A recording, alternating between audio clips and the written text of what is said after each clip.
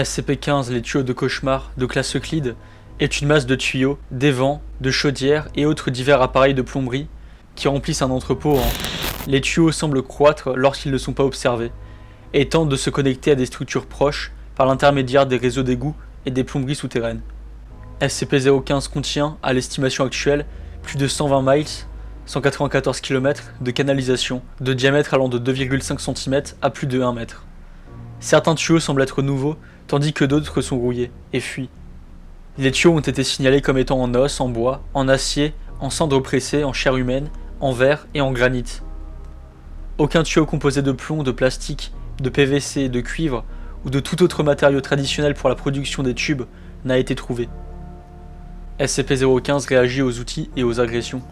Tout membre du personnel agissant violemment, transportant des outils ou tentant d'endommager ou de réparer SCP-015 de n'importe quelle manière, va déclencher une réaction. Tous les tuyaux près du sujet vont éclater, la pulvérisation sur le sujet durera plusieurs secondes avant que l'écoulement ne s'arrête brusquement. Il a été signalé que les tuyaux contenaient de l'huile, du mercure, des rats, une espèce d'insecte non identifié à ce jour, du verre dépoli, de l'eau de mer, des entrailles et du fer fondu. Les tuyaux continueront à éclater autour du sujet jusqu'à la mort ou la retraite de celui-ci.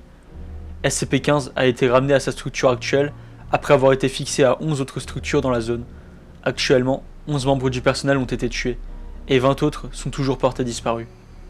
Des rapports font mention de coups et de cris venant de l'intérieur de SCP-015. SCP-015 est impossible à déplacer et est contenu sur le site. Un écart d'au moins 2 mètres, 6 pieds, doit être maintenu à tout moment autour de l'ensemble de la structure contenant SCP-015, et aucune structure de quelque nature que ce soit n'est à mettre en contact avec SCP-015 dans sa structure de confinement actuelle.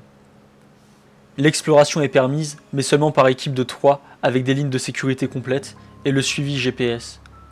Les saillies de SCP-015 doivent être plafonnées et scellées immédiatement, et le nouveau site enregistré et connecté.